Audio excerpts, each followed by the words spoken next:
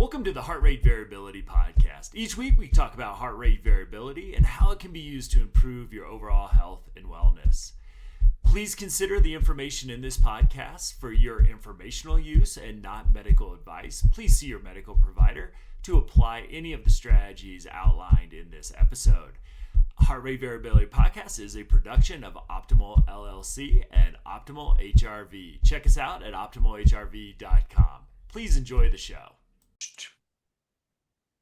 Welcome, friends, to the Heart Rate Variability Podcast. I am Matt Bennett. I am back here with great friend of the show, great friend of mine, Stephanie White. Stephanie, I think is this episode 5 or 6? Something like that. Yeah, I mean, besides Ina, you're really, I think, maybe number 2 on the list of most frequent guests. And we'll make you a co-host if you're not careful here. So, as if you've have been with us for any of Stephanie's previous episodes, she does bring slides, which really helps with what she presents, which is always really, really good stuff. So, just if you're listening to us, you might want to look at the YouTube. Stephanie does a good job of verbally describing things. So if you're in the car and you just want to keep listening. But we are also on YouTube as well. So if you want to go back and we'll put links to everything in show notes as well, so you can have that too. So Stephanie, welcome back, my friend. Maybe before we dive in, just for those who may not have seen the past episodes, a quick introduction of yourself for the audience. Okie dokie. I'm Stephanie White. I live in Richmond, Virginia. I'm 60 years young. Congratulations. I got really sick in 2016. Cancer, breast cancer, double mastectomy, immediately got pneumonia, turned into chronic fatigue and POTS and lymphedema. And so all of a sudden I found myself in a lazy boy 4 hours a day hooked up to a pneumatic pump. Didn't have a whole lot to do. So while I was doing it, I watched everything I could on YouTube that Dick Gevertz and Paul Lair ever published, and Roland McCready and Art Math, so I could learn HRV biofeedback, because I'd put on a Garmin watch that had stress and recovery metrics that said I was orange all day long. All I had was stress. I had no recovery. And it took me 4 months of breathing to get in the blue. And I just thought at the time, if I had a coach, if I knew what I was doing, I probably could have gotten those results in less than 4 months. Mm-hmm. So I kind of took off on a educational and equipment journey to figure out, how do you teach it? How do you get results faster? What are the right tools? All those kinds of things. So that's kind of where I've been to get me to where I am now. And where you're going, which is exciting to talk about today as well. So, Yep. So for today, I'm going to go ahead and share my slides. Awesome. We're going to call this Labfront HRV Research and a free HRV Masterclass. I am creating a sandbox to play with wearable HRV data through Labfront's functionality. So I want to share what they've made available. So anybody wants to play with me and try different ideas, bounce ideas off of each other, we've got a data set we can play with to see what works and what doesn't. So let me introduce Labfront to you. So Labfront came from an endowed Osher Integrated Health Center at Harvard University. Through their work, they created a nonprofit PhysioQ and a for-profit Labfront. And the Labfront makes wearable data, 3 different flavors, CGM, MoveSense, and Garmin, available to researchers for lots of different reasons, but HRV is definitely one of them. And so like I mentioned, there's three sensor options: the Garmin Watch, the Dexcom CGM, and the MoveSense, which has two flavors: a consumer HR2 or a medical device. Medical's approved in Europe right now. It's supposed to be through the FDA approval process in the US by the end of 2026. But they also make a smartphone app available that allows the synchronization of the data from the different sources, as well as pushing surveys and questionnaires to the participant, so that if you need additional data or you need symptomology and things at different times of the day, you can definitely get that back from the user. So it's kind of a comprehensive system that builds a database for you. And not only gives you access to what the user can see on the consumer app that came with the device that they're using, it gives you access to a whole host of behind the scenes data. That's great. And so for Garmin devices that are enhanced IBI compatible, you get every single heartbeat so that you can, upload to Kubios to run heart rate variability analysis. But you also get a confidence marker. So if movement or something else is causing noise, it marks it that this is probably not the highest confidence beat we've got. That's and great. so what people quickly find out is nighttime's golden, almost 100% confidence all the time. But as different things happen throughout the day, the confidence goes down. So if they're meditating or they're doing a breathing exercise, it's high confidence information. But if they're running or swimming, it's probably going to be low confidence information. So it's a really awesome way to get 24/7 by 365 data that includes wet data. I love first beat devices and bodyguard 3s, but they can't get wet. And so it's nice having the watch data because I can get it all the time. They don't have to wear electrodes and it can get wet. It just checks off a lot of boxes for me. Awesome. That the traditional first beat device can't do. And so if I'm able to get anybody excited about this, it's really easy to sign up for a free account that comes with 5 users. And just about all the functionality is turned on. There's a few exceptions, but I signed up for LabFront February 2nd, 2025. This is my 1-year anniversary. So I've just passed my 1-year anniversary with my 5 users, and things have been going really well. There's a lot of Garmin options. I'm going to focus on the cheapest 4, and I'm going to exclude the very cheapest and explain why. But at the lower end of the price range, we're talking models like the Forerunner 165, which looks more masculine, the Vivo Active 6, which looks more feminine, the Forerunner 570, and the Venue X1, which is on steroids. So the price ranges start at $249.99 and go up to $600 for the ones that'll work best with the system.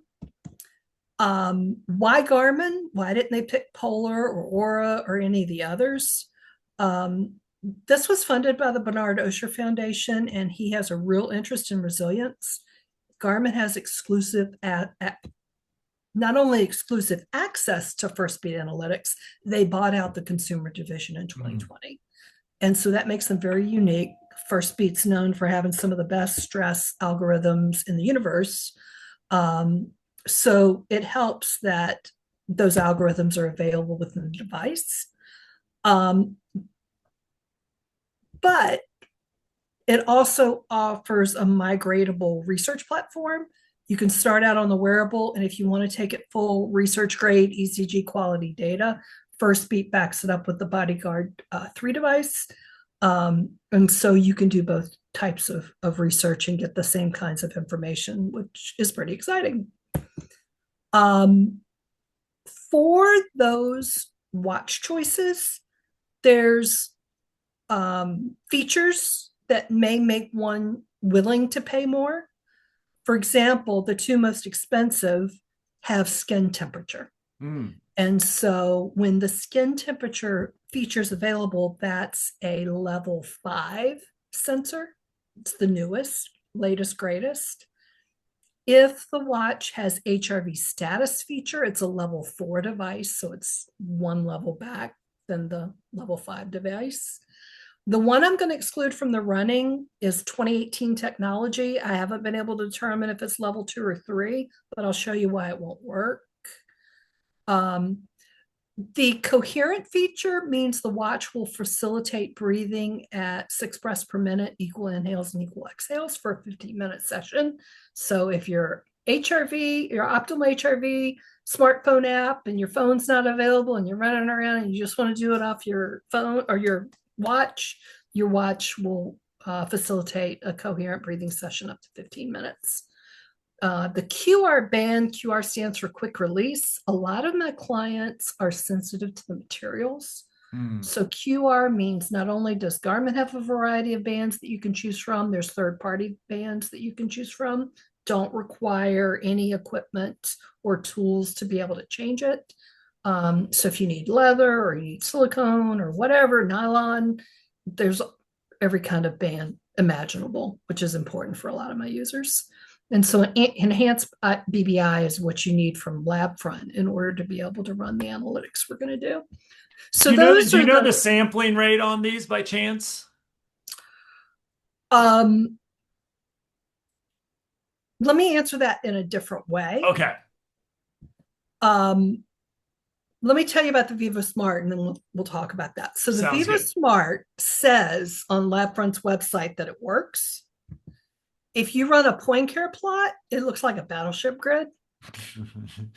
Come to find out, it's good down to the 128th of a millisecond. And so the data, if you look at it and you rank order it, it goes in 8 millisecond steps. It can't get accuracy down to 1 millisecond. And so while I can't tell you the sampling rate, I can tell you the lowest priced option is only good down to 8 milliseconds. And so I've excluded it from the running. All of the others can give you accuracy down to 1 millisecond. So does that answer that question in a different way? Yeah. So we got a pretty high degree of accuracy. Yes. We're good down to 1 millisecond. And so, while LabFront says Viva Smart 5 works, I don't recommend it because it's not accurate down to 1 millisecond.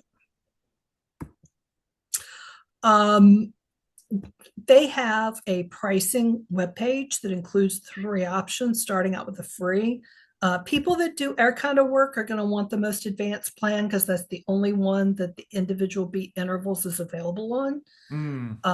But when you go with the advanced plan, which is $1,000 for the first 20 users and $20 for each additional user for a whole year, and the year starts from the date that individual signs up, that's really cost effective. And so signing up for the advanced plan gives you everything in the last 2 columns. The things in the middle come with a table that starts off with Garmin Connect. The things on the right come with a table that starts with Garmin Device. But it gives you a wide range of options of how small a time increment you're willing to deal with or need for whatever question you're asking. So there's lots of great options all the way down to each interbeat interval, which is quite helpful. I'm going to hush and see if you have any questions so far. No, so far so good. Cool. All of this information is available on their pricing page. You just scroll down to see the detail. And so what are we going to do with this? Measurable resilience is going to create a functional heart rate variability and stress assessment. And so a lot of the traditional statistics are going to be done overnight because that's when the data quality is the highest. RMSSD is typically what all wearables that do HRV report. And you and I have talked on past episodes why RMSSD is not always accurate. And so if that's all you know don't know if that's good data or bad data. That's not enough to tell. And so we're going to provide SDNN, which is the standard deviation of the normals to normals, CVNN, which is a derivative of taking SDNN and divide it by the median NN. which gives you the percent change in the data. And we're also going to provide PSS, which is a heart rate fragmentation index. And I'll talk more about exactly what that is in just a second. But by reporting all four simultaneously, the user's going to know if they've got good data or if this data suggests a situation in which the recommendations they're using weren't based on, because most HRV decision making processes are based on healthy individuals. And so if you've got variance in data, you may not be able to use those recommendations right out of the box. Yeah. You may need some modifications. And that's what I want to get at. Who needs what modifications and how do we customize it for each individual based on all four, not just our MSSD? Because I think that's a significant place of misunderstanding among everyone right now. Is RMSSD is not the final answer, and it's not enough to know if it's good or not. So we're going to report all four. And so on a 24-hour basis, we're also going to provide a new functional cost assessment.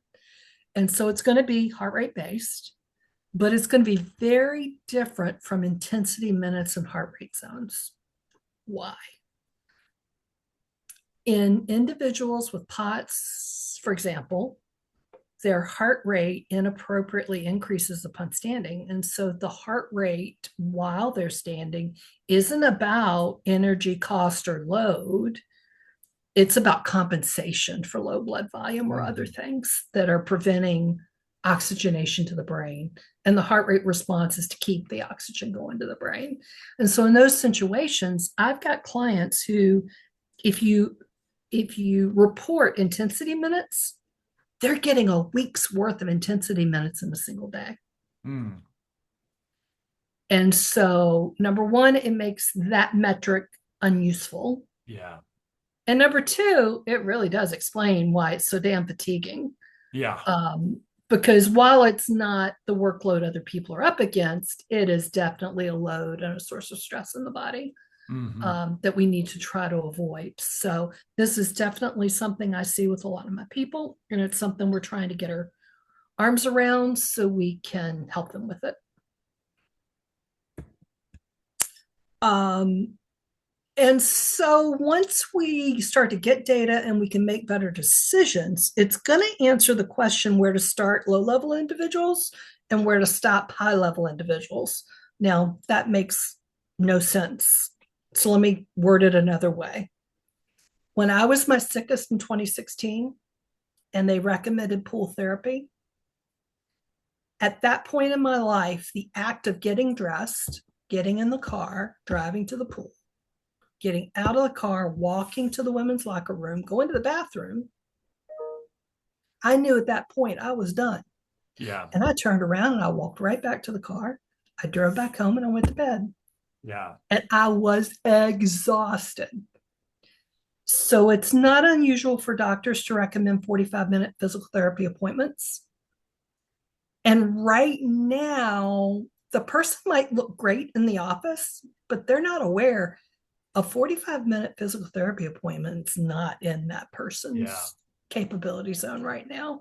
So I hope by doing this, we're going to come up with a better way of assessing who needs to start even lower than a basic 45-minute physical therapy session. And if that's where they are, where do they start? It may be in the bed doing simple exercises while completely recumbent. But I think we can dial in the answer to that question better than what we're currently doing. I'd love that. A little bit of a tangent, maybe, but I would love to know, like, when I think about POTS, for example, I the first thing that comes to mind would not be physical therapy. I would love to just for folks out there like me who don't have your expertise in this, what would physical therapy look like, and maybe what you mentioned something like doing things in the bed. What do you think it should maybe look like to better support that population? So there's been a lot of research in this area. And so there are published protocols, the CHOP protocol, the Dallas Protocol, the Levine Protocol. Mm, Um, there's a lot of protocols in existence, but they tend to treat it as something you do once a day. mm. And something I think having this data is going to prove is it's more beneficial to do a little teeny bit every 30 minutes to an hour, Okay. as opposed to thinking about it as something you do once a day. Gotcha. And so that's the other thing I think that's going to come out of this is let's break it down to something you can successfully do every 30 minutes to an hour and build up to a certain level before you tackle the kinds of things that might be done once a day with special equipment. Thank you for that. Yeah, so we're going to take the current research and go farther back to even smaller steps. Great. That's part of what I think will really come out of this. But for the people who are interested, there's 3 really good protocols out there right now: the CHOP, the Dallas, and the Levine approach to POTS exercise. Um, and we're going to go back further. Great. The high level individuals, you and I've talked about this before, there's a lot of optimal health people, the Mm-hmm. optimal HRV, optimal health. People are interested in this. And so when they go to a functional health provider, they're telling them, we're going to do lab work on you, but we're not going to use the lab ranges that your doctor uses because they're based on everybody in the US, Right. 8 to 80, really wide margin. We're going to look at the lab values for 20 to 30-year-old because that's when your physiology was its most Mm-hmm. optimum. And that's what we're trying to take you back to. So a lot of people connect the dots and assume that means if they have optimal health, they can do what they did in their 20s and 30s. That's probably an inaccurate assumption. Mm-hmm. And so for those people that are still pushing real hard and or possibly addicted to cortisol, they're doing a lot of crazy things. Mm-hmm. And so they need to know when to stop, what's too much right now. Yeah. And if they don't like the answer of what too much is and they want to try to grow it, they need to know the steps to do that successfully. So we'll be able to answer that question too. Great. Um, and we're also going to differentiate a new mode called protection mode. And so this is very different from burnout, and it's very different from freeze, shutdown, or functional freeze. Um, Burnout, people think in terms of Hans Selye's work, the cortisol curve, adrenal Mm-hmm. functioning. That's one thing, and it's real, but that's not what I'm talking about. And on the far other side, people that use polyvagal theory, they're used to talking about shutdown and freeze and dissociation and those things. We're not talking about that either. Protection is something new that I don't know anybody who's put their arms around it yet. So let me define what I mean by that. Your body enters protection mode when there's been allostatic physiological adjustments, and they didn't occur in minutes or hours. It took weeks and months to get there. And so, as a result of those adjustments, there's currently a mismatch between their physiology and their life. Their body's struggling to live the life that they're throwing at it. And so, your physiology is the source of stress because your body's struggling. And so when you look to the left and the right of you at other people doing similar things, you have a source of stress that they don't have. And it can be 2 to 3 times the stress that they have. It's a big source of stress. And so getting our arm around when it occurs and how to deal with it is really going to make a big difference for people. And it's going to make a difference for people that doctors are finding have very real symptoms that are hard to treat because all the lab tests come back fine. Mm-hmm. We'll talk about that in just a minute. So when your body goes into protection mode, you can't think your way out of it. So traditional talk therapy and mindset is not going to be a total solution. It's going to help and it's going to solve some things. But if your body's had allostatic adjustments, talk and mindset are not going to change it. Your body has to allostatically adjust back in the right direction in order to be able to handle life the way you're throwing at it. And so pills and supplements have the same problem. Um, it's not, a lot of my clients come to me with 3 baggies of supplements. And we're talking hundreds, sometimes thousands of dollars a month in supplements. They're taking crazy stuff. And so the exotic stuff isn't going to be what makes a difference. It's going to be the basic stuff that your body has to have to do the job. So we're thinking minerals, calcium, magnesium, sodium, potassium, B12. We're talking the basics. Your body has to have this in order to be able to make energy and do all the things that you're asking to do. So we're talking basics. If those are missing, if your body doesn't have required resources to do the job, it's going to struggle, and it's only going to have to choose between bad options because the resources it needs aren't available, which causes part of the problem. And so your behavior probably got you into this over months, not days or weeks. And so behavior change is going to be what gets you out of it, which is a tough pill for some to swallow, but that's the truth of the matter. If you want to change your physiology, you're going to have to change your behavior to walk it back up to where you want it to be. And so you and I've talked about it before. I'm growing an army of heart rate variability aware behavioral health coaches who can help people walk through this process and be able to tell if they're making progress or if they're slipping back. They'll be able to use this information to help the individual and custom tailor the approach to that individual's needs. So what kind of allostatic adjustments could be happening? The big levers I'm seeing are changes in blood volume, changes in CO2 tolerance, changes in blood sugar levels, blood pressure, and breathing habits. These are the biggies. And so blood volume is near and dear to my heart because of POTS. But just to give you an example, astronauts that leave this Earth and go into space experience 0 gravity.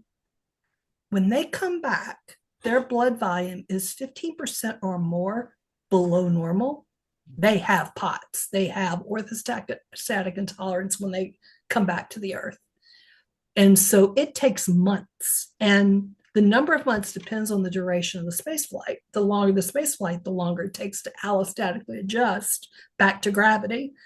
And so we've learned a lot about heart rate variability and blood volume from astronauts, which is kind of cool. Yeah. So different things you do or don't do on this Earth can lead to low blood volume chronically.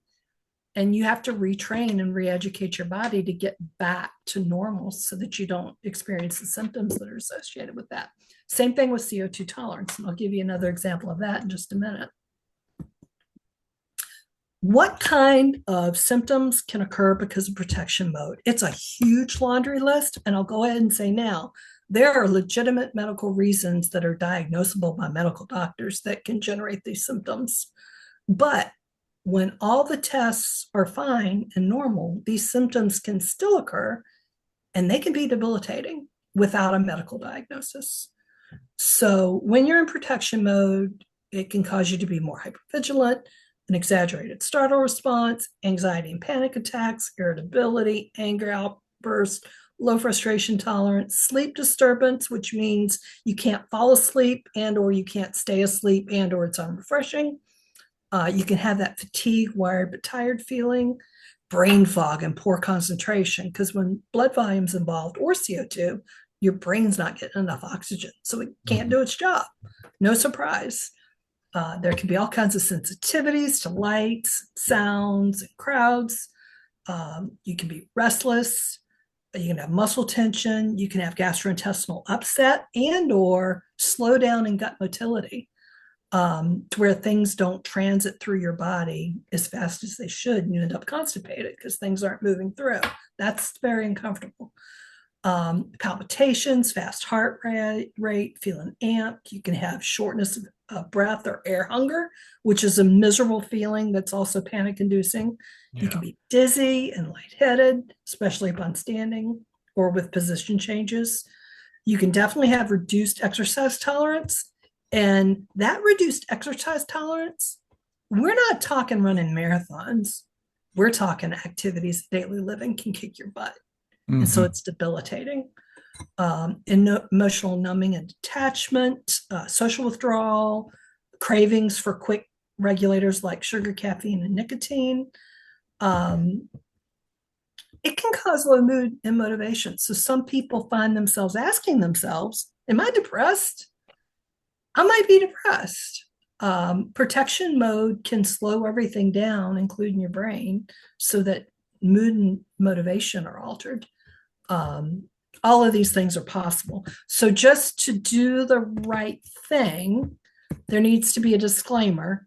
If you have any of those symptoms, see your doctor. Rule out medical conditions that need treatment first. But if the doctor tells you everything's fine, all your labs are normal, it might be time to educate yourself on how to partner with your physiology instead of fighting it.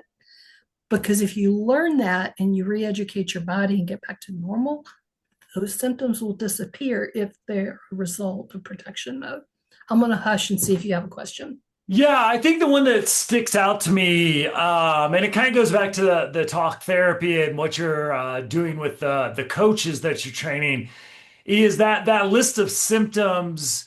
Uh, as I've done a gazillion trainings on trauma and trauma informed care over time, those all could be results of childhood or even adulthood traumatic experience, especially with complex or repeated intense Yep. trauma. So I'm curious how that sort of informs your thinking, because we know that certain aspects of talk therapy, usually ones with somatic additions to them, can really address a lot of these issues. And it's more not an argument that, you know, I think anything you've said is wrong at this point. I'm just curious how that if somebody comes, how does trauma inform your work, knowing that a lot of these symptoms have also been connected to that body of literature as well? So let me first say that in the POTS patient population, there is like a 34 to 40% overlap Hmm. between PTSD and high ACEs scores. Yeah, So when trauma is present, it doubles and triples the severity of all of this. yeah. And so at that point, talk therapy needs to be a critical component alongside the approach that I'm laying out. Gotcha. You need both. And in a perfect world, that talk therapist is going to teach heart rate variability biofeedback. Yeah. And sitting on their desk is going to be a capnography device. Hmm. And it's going to be CO2 informed heart rate variability, because if CO2 tolerance has been lost, you can't talk the person out of the panic attack that produces. The only way you can avoid the panic attack that produces is by raising the person's CO2 tolerance through breath work training. And so you teach the individual what parts of what you experience are attributable behavior and what parts of your experience are attributable to mindset and thought Hmm. patterns. And so the person ends up with multiple tools in their toolbox. So, using standing as an example, it's very relevant that people with POTS become afraid to stand and then they avoid standing and it makes Yeah. them worse. And so at VCU, they're experiencing with port for POTS, they're using pain reprocessing theory to Mm. teach people how not to be afraid of to stand. That's really important work and it's absolutely necessary. But the other thing that could be going on simultaneously is people start to hyperventilate when they stand. And Hmm. so if you're hyperventilating when you stand, you need to learn breath regulation techniques so you can regulate your physiology so your physiology doesn't exacerbate your symptoms. So people are going to need to be armed with both sets of information in order to adequately deal with the entire problem when both are involved.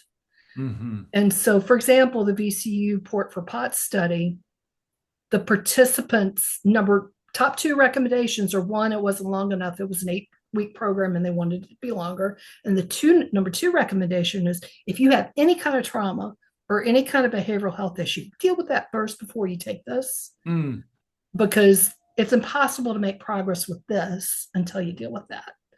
Yeah. So yes, knowing what a person ACEs score, what their trauma experiences have been, is critical. And you either need to deal with that first or simultaneously. Gotcha. To doing these kinds of things. Absolutely. Great. Did that answer that okay? Yeah, absolutely. Thank you. Cool. Yep, I hear you. And let me mention one other thing.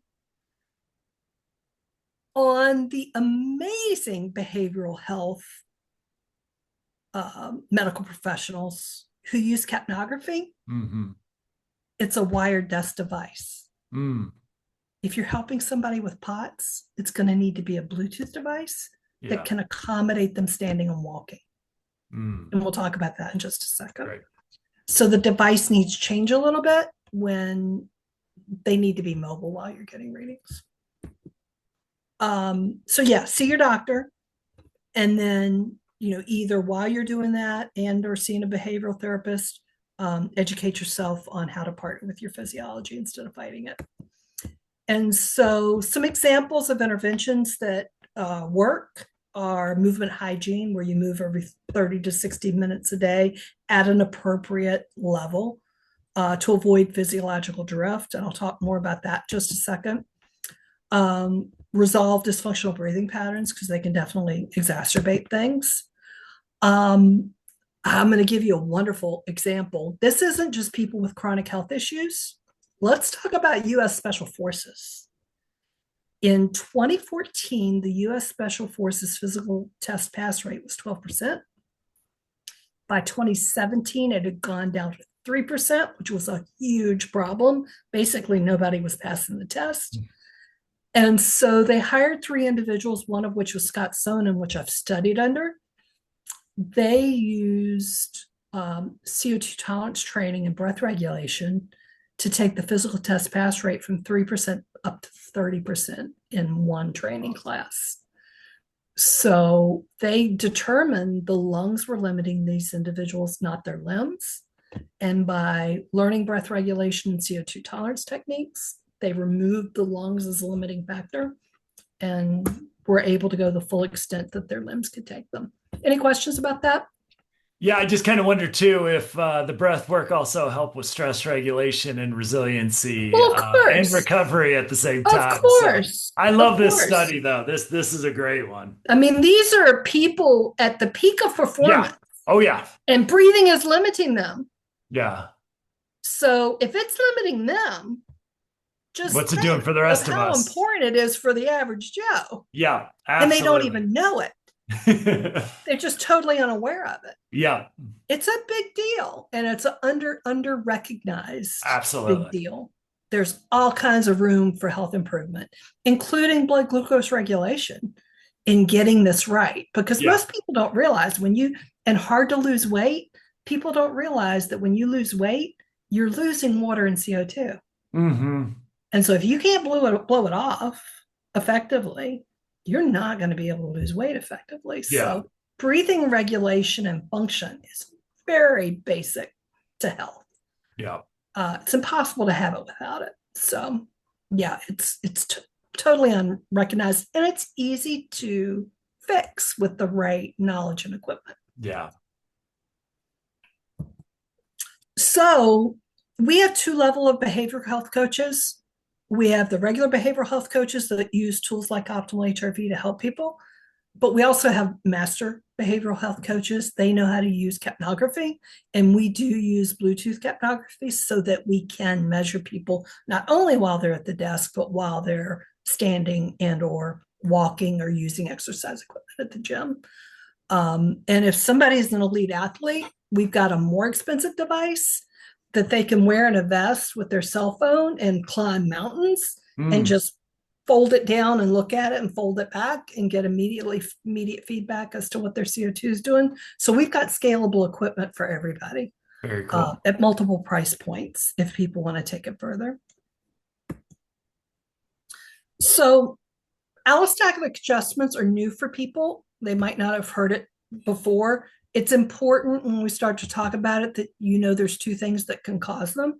One is if there's a cost issue, maintaining that physiological set point's too expensive, or there's missing resources and it can't do what it wants to do, so it has to fall back to bad choices.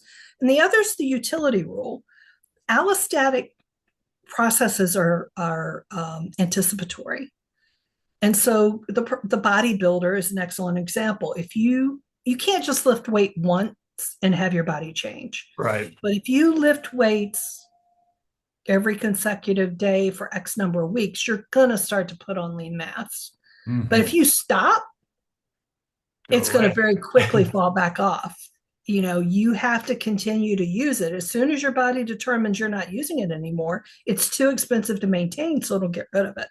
Yeah. So you can use allostatic adjusting in your favor, or without understanding it, it can happen to you and make things not the way you want them to be. Right. So we're going to use it in our favor. Come on.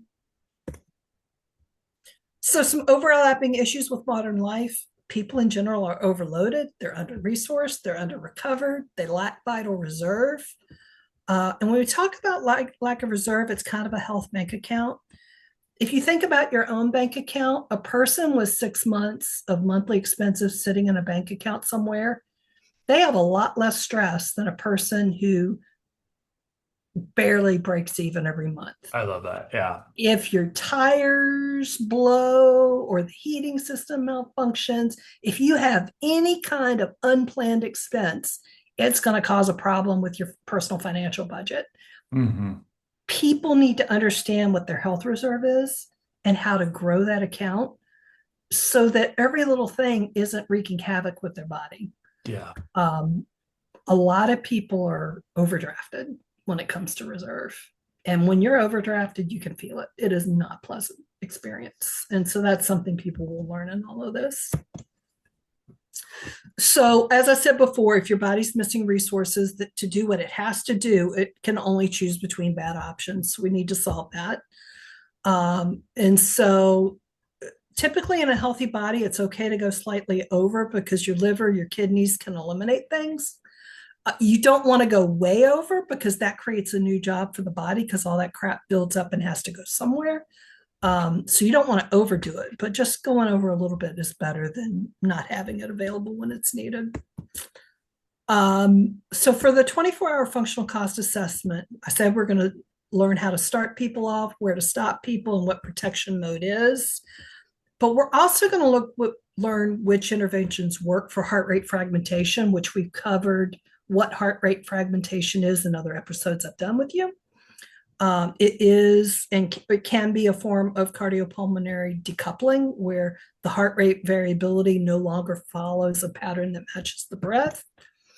And so worst case scenario, it's an alternans pattern where every other beat you go from high, low, high, low, high, low. That's very inefficient. It works the heart way more than it has to.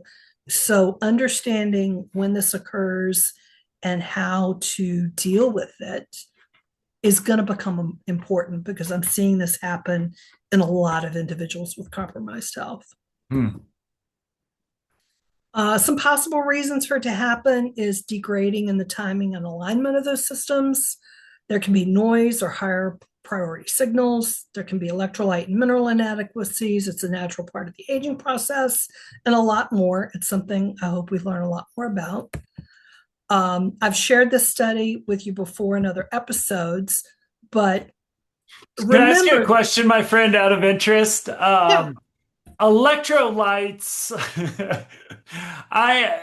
they're kind of, I laugh because we all thought when I was growing up, which was a long time ago, and when I was an athlete, which was a really long time ago, we were all drinking Gatorade. Yep. And we needed electrolytes. I couldn't have defined that until probably, well into my adulthoods where it didn't really matter. I'm seeing electrolytes making a huge comeback, and I think that's GLP-1s, I believe, are some of the reasons for that. But I'm curious your thoughts. I found it interesting on this bullet point line, and if you're only listening, it's electrolytes and mineral and aquases on one line. I'd love to here it is again, and just kind of your perspective on why those are important. Are we not getting enough of those? Do certain diets not provide the right kinds of them? Should we be drinking Gatorade again? Like, just love to hear sort of your thinking around a very hot topic right now. Okay. So Gatorade specifically typically has way more calories in ratio to the electrolytes to make it effective for the body because it creates a high calorie, high sugar situation. Gotcha. So I'm not talking Gatorade. Let's just say we're not Yeah. talking Gatorade. Um, I'm going to recommend a free heart rate variability course from Dr. On at Labfront. And he's going to share a graphic that shows the sinoatrial node of the heart requires calcium, potassium, and sodium to do its job.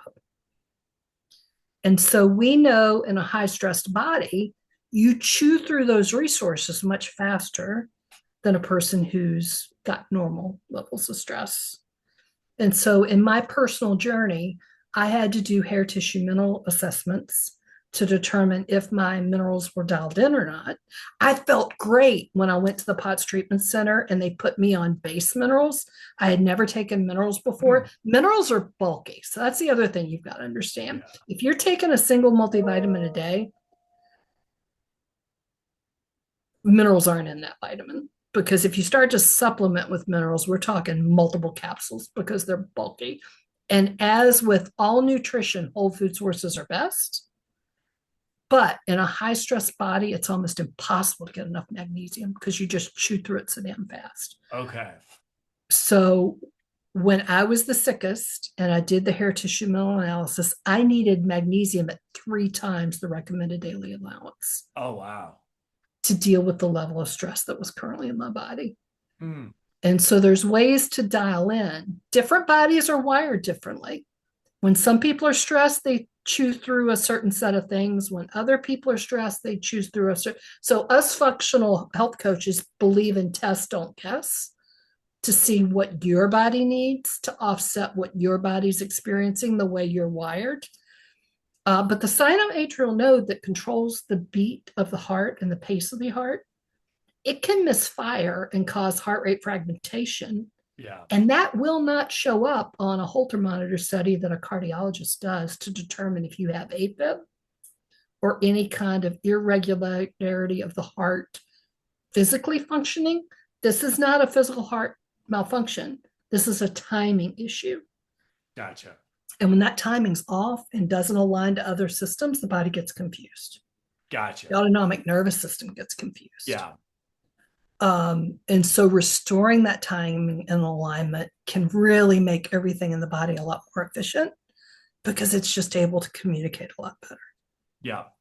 So probably somebody who's eating healthy and not dealing with a chronic disease probably doesn't need, and I'll say probably on everything here because what is eating healthy is a whole masterclass in of itself. But this is, like you said, you had to do a hair sample to kind of get this level, but should be adequate getting the electrolytes, minerals. However, if we overstress and are eating those up quicker, whether it's out stressors in our lives or stressed by a chronic illness, then this is where we could become deficient in this and see the Yeah. cardio.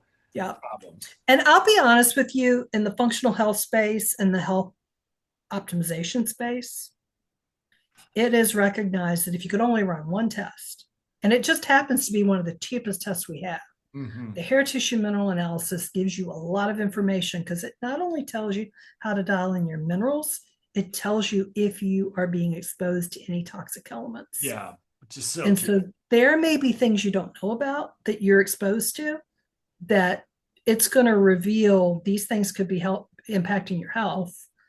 Um, so when it comes to functional assessments, the hair tissue mineral analysis ranks really high Yeah, among the people, my colleagues that are doing functional health coaching, great. because this is just so basic.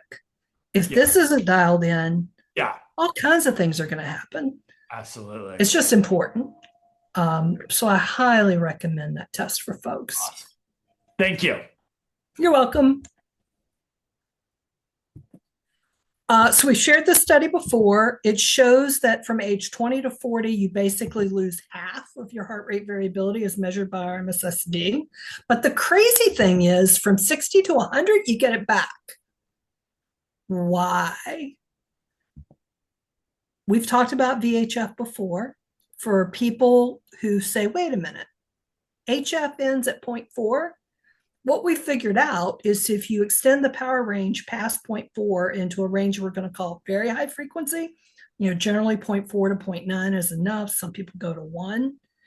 The VHF range absolutely picks up heart rate fragmentation, where you've got those irregular patterns where the heart rate is going from high to low every 2 beats or every 3 beats. And so from 60 to 100, heart rate fragmentation increases as you age.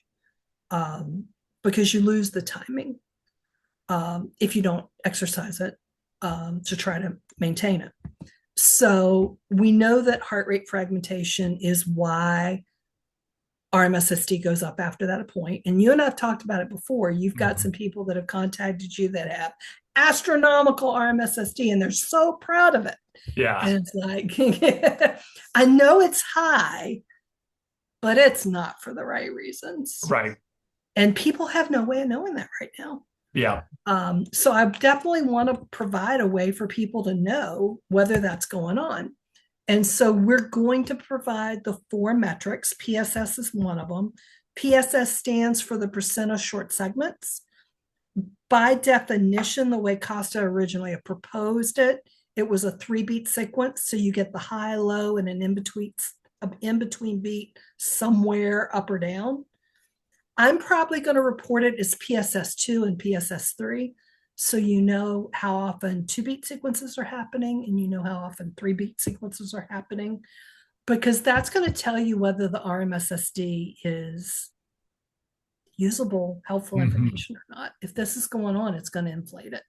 And so interpreting higher SSD as good is going to be an erroneous assumption. Any questions about this? No, I mean, I'm curious about because I'm nerding out about Hertz right now, and Mhm. going to the very high frequency, just kind of the accuracy of that measurement, because I'm sure you're taking the sampling rate and the accuracy have to be really tuned in. I'm assuming to get accurate, very high frequency. If you're getting data that's accurate to the milliseconds, you're fine. Okay. And so at the point, around the 0.28, 0.3 range, if it's breathing related, it's hyperventilation 21 Yeah. or higher breaths per minute. When you get above 0.4, it's not breathing related, or Okay. you'd be feeling horrible. Gotcha. And so a lot of people with heart rate fragmentation don't even know what's happening. Yeah, that makes sense. So it is not breath related. Yeah.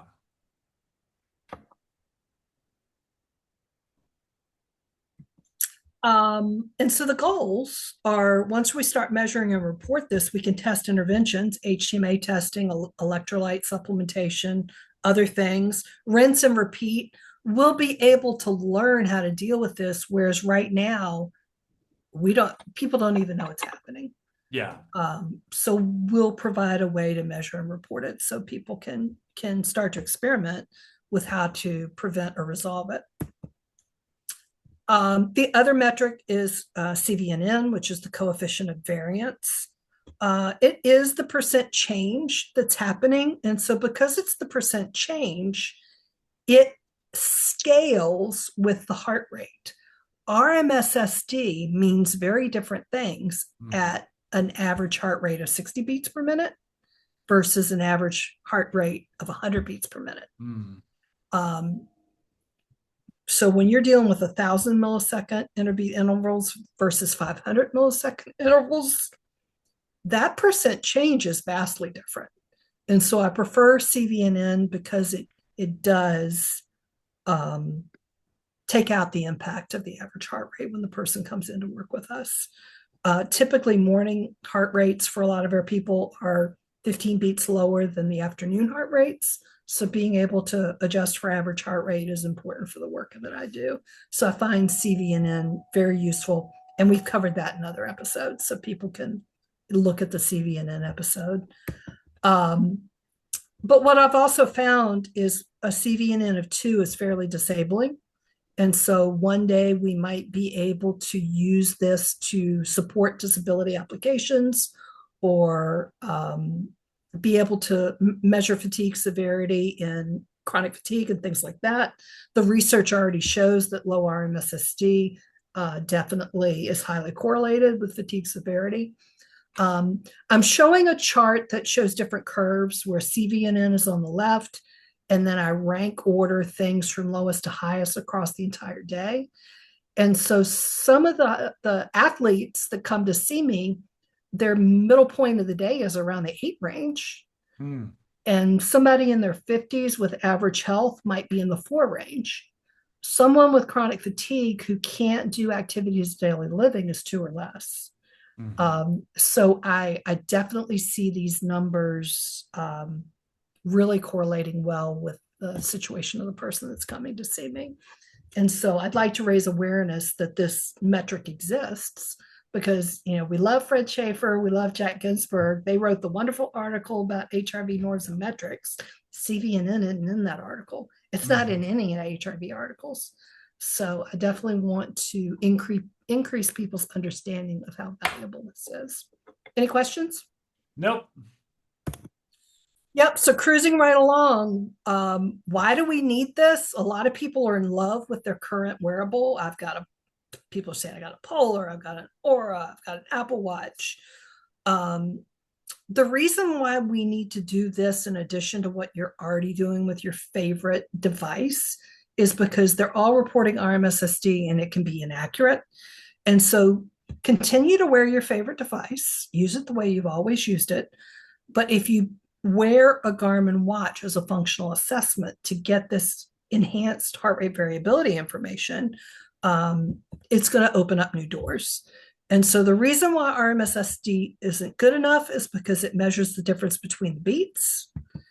And so SDNN is better because it measures the difference from the mean. And so when you're trying to measure cardiopulmonary coupling, where the heart rate increases and decreases according to the inhale and exhale pattern with the breath, it's a much better measure of how responsive your heart rate is to your breathing, because it should be. When heart rate fragmentation exists, because heart rate RMSSD is the difference between beats, and you're dealing with extremes every other beat, high, low, RMSSD can be 100. It can be 60, it can be 80, where it's normally in the 20s. So it definitely throws it off and makes it much higher than it would otherwise be. If you're lucky enough to have a device that displays the RMSSD chart throughout the night, you're going to see wild variations. So if you're wondering why your average is 20, but you see it up in the hundreds, 160s, crazy numbers, this might be going on and you might need further information. So one of my doctors is telling people, look at your device. If your RMSSD is at or above your average, do this. If it's not, do that. Well, there's two problems with that. First problem is, what if your 30-day average was based on all bad days? Mhm. That's not your base level of functioning that you should be trying to do every day. So first thing you got to figure out is, are you using a baseline that's truly a good place to start or not? That's problem number one. And problem number two is, if heart rate fragmentation can elevate it, then how do you know it's the right RMSSD and not an elevated RMSSD because of heart rate fragmentation? So you can be making bad decisions off of RMSSD if you don't know the other values to know whether it's good RMSD or bad RMSSD. Does that make sense? Yeah, I guess I mean it's as somebody who's looked at a lot of people's HRV over the years, I always really see SDNN and RMSSD trend together with high frequency. So, I mean, it's kind of surprising that, like, are we talking about just certain conditions where those don't? Because I've always seen them trend, and I see most of the research like leaning towards RMSSD because it takes account for some potential artifacts that might get in. So I'm just curious about, like, I've always, when I look at HRV readouts, and I'm not saying I've seen everybody in the world's HRV readouts, but like it always, those three always trend relatively together. I haven't done like, okay, is it 5% difference from day one, day two? Like, SDNN is a different metric than RMSSD. So their numbers are different. As long high frequency is a totally different, numbering system. But just like it's interesting because what I've always seen is that trend, together in folks that I've done kind of assessments and stuff with over the years. They don't. And so, for example, when someone's resonance frequency breathing and they've got a beautiful sine wave pattern, it's not uncommon for SDNN to be 1.5 to 2 times higher than RMSSD, because RMSSD is measuring the difference between the beats and SDNN is based off the difference from the median. And so in situations like optimal HRV, where you can't see the heart rate trace after the breathing session's completed. Oh, and just to be clear, I mean, as soon as you change your breathing rate, I don't think RMSSD or SDNN are Okay. worth much So of that's anything. one example. Yeah. But on heart rate I'm talking fragmentation. resting, normal breathing. Okay, so resting normal breathing, the opposite can occur when RMSSD is twice SDNN.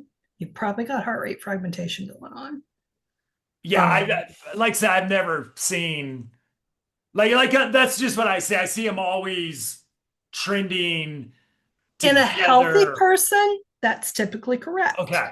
But in the compromised population, you can't assume that. Okay.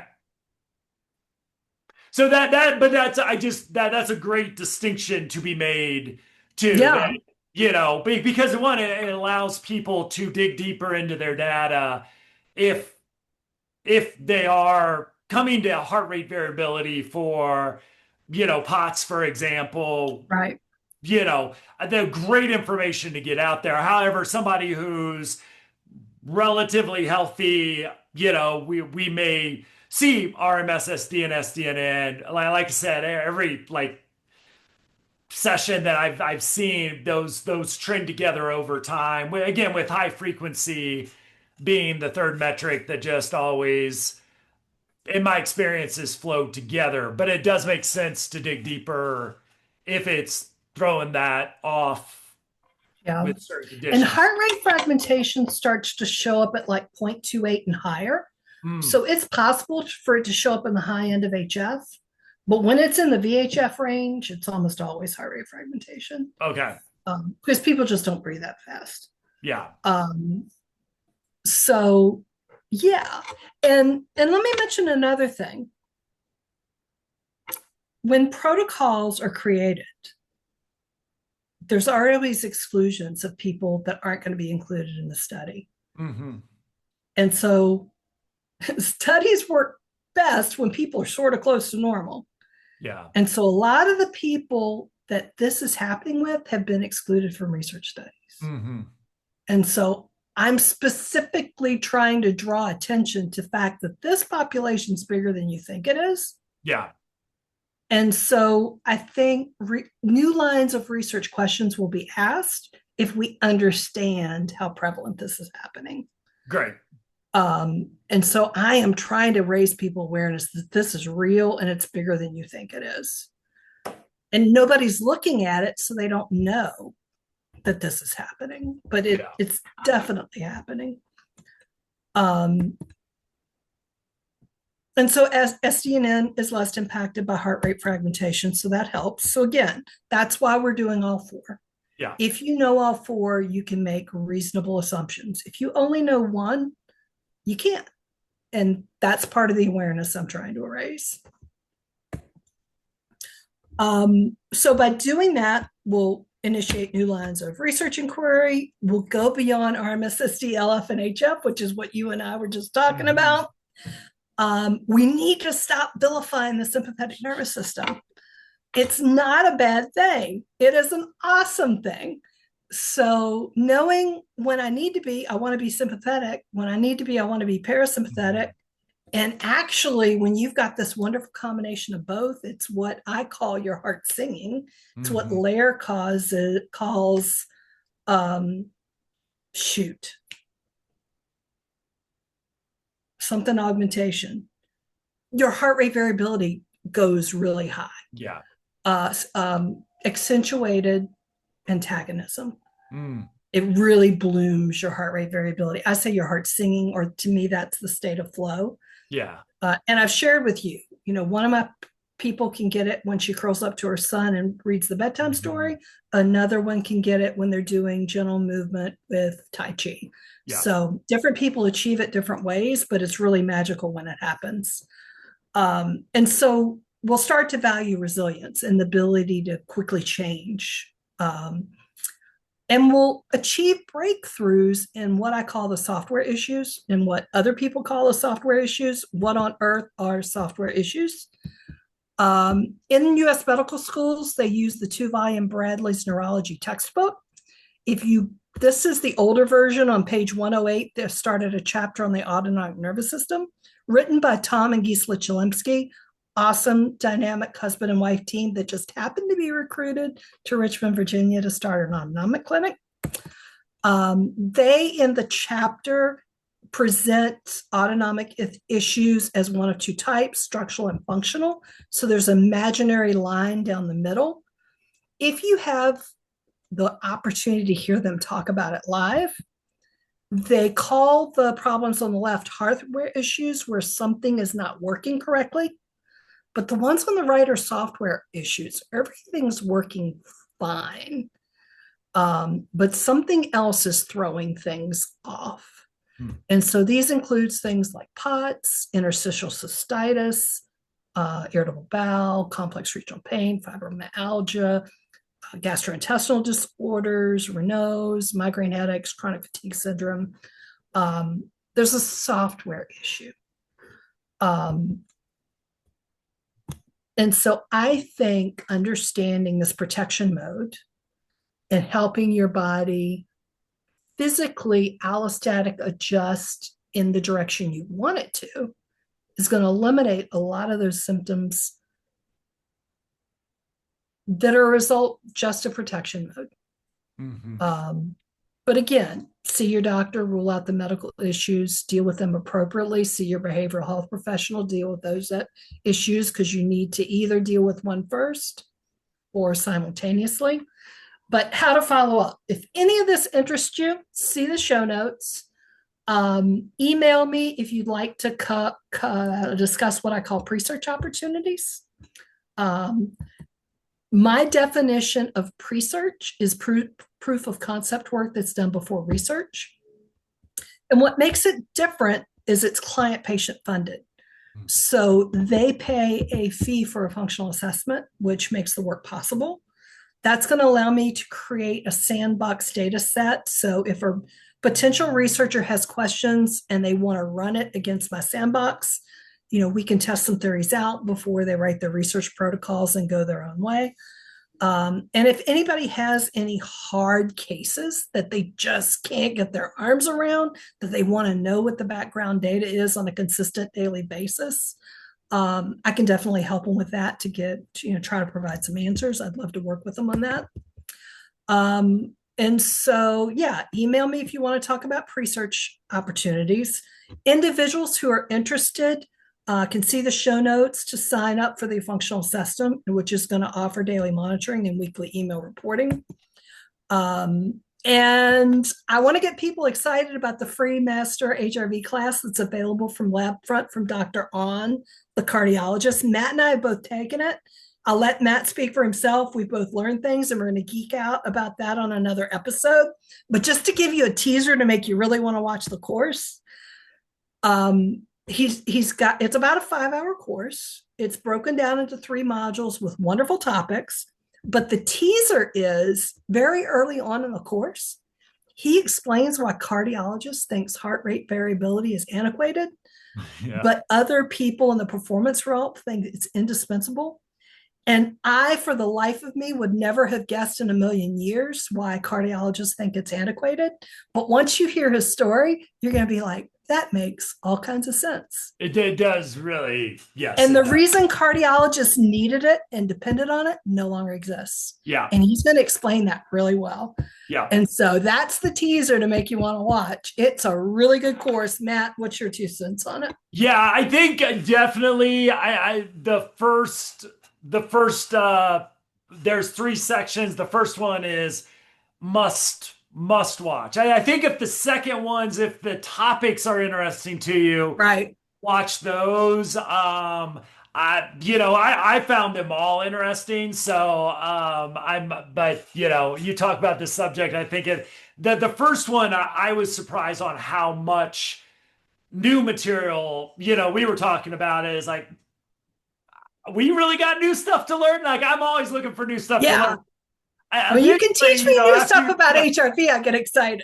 Yeah, 1,000 research articles, you think you know it. And especially if like the SA node and how this all works in the heart itself. I've gone back and I need to watch it like 3 or 4 more times. It's that good, and it really understands some of the mechanisms that are responsible for HRV that I don't think a lot of people really understand. So the first one, I think anybody that listens to this podcast is a must one. And then if the other 2, which kind of focuses a little bit more on cardiology, if those are interest to you, the nerds out there will love them as well. But the first one, it's going to be worth the hour plus of your life. Trust me. Yeah. So the next episode Matt and I do, we're going to nerd out about what we learned and what we thought was amazing. Yes. So if you're going to watch the cast, if you can watch it before we nerd out, we can all nerd out together and you'll know what we're talking about. Yeah. But that is our next episode. We're going to go over the crazy things we learned. Yes. From the LabFront course, because I was pleasantly surprised that I learned quite a bit, and I found better ways to explain tough topics. Yeah. And that's always useful too. And why I have to explain to cardiologists why HRV is important, which never made sense to me at all. Like, I'm like, what's wrong with these people? Like, haven't you Googled it like in the last 30 years? And the answer is no, not necessarily. It's old news, been there, done that, don't need it anymore. That alone was worth it. But it's, like I said, just a lot of really good stuff about the fundamentals that, again, as somebody who understands this stuff quite a bit, like I'm watching it a couple times because I want to know it deep. And that this course gives some really great stuff. So Yeah. yeah, You and I have please. talked before. There's a lot of people doing HRV that don't understand HRV. His course goes a long way to Yeah. improving understanding. Yeah. And there's a lot of people that I think understand. I think again, you and I know more than 99 point something percent of the world. We can distinguish BS from non BS, and yet there's so much more I know. I'll speak for myself only here that I got to figure out, like, and his was a step in that direction Yeah. to really, okay, now we're getting down to the really nitty gritty, and if I Yeah. understand the origins of this metric, I can understand the metric better. And, again, if you've listened to 100 and gazillion episodes of this podcast, it is new stuff that's Mhm. really good. And again, we're worth your time. And then I think if the topics of the other two courses, yeah, if you're interested in that, it's definitely worth a watch. And for those, maybe you put it on as you walk the dog or something like that. If you want to look at the graphic, great. But the first one is, yeah, just a mind blowing what he Yeah. puts in there. So, yeah. And if you're HRV nerd, you're also going to watch the other two as well. So, yeah. Yeah. By the third, it gets really deep and high level. Yeah. So even my head was hurting at that point. But yeah, I Yeah. agree. The first one's amazing.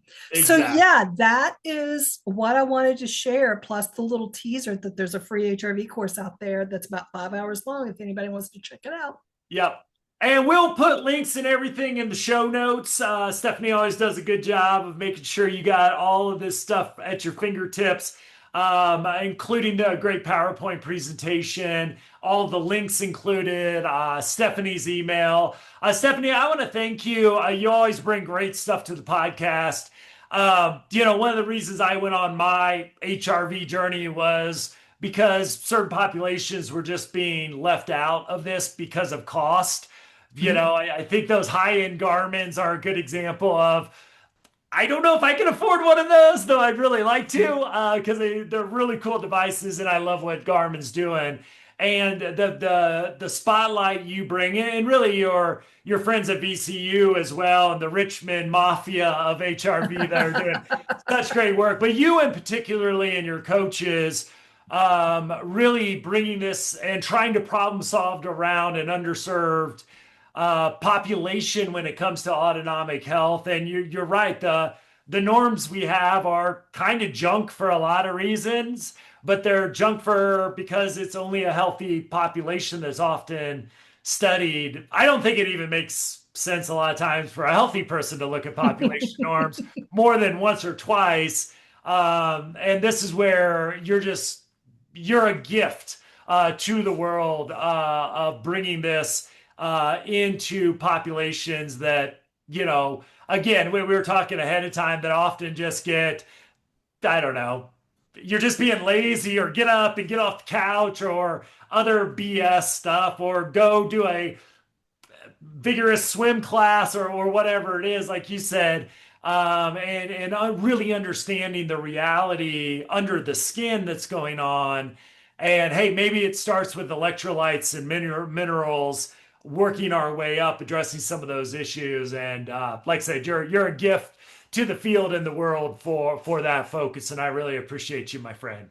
Yeah, and I'll add one thing I didn't talk about. VCU would love to have a way to measure metabolic issues in energy creation, and they don't have it. They would love to have Mhm. it. In the functional health space, we do, but it's expensive. Yeah, So, as people sign up for this, if budget permits, we're going to start running some of those metabolic screens for nutrient analysis awesome. to see if we can find patterns Yeah, that other people can benefit from. But unfortunately, that is expensive, but we will have that available. That will be part of this.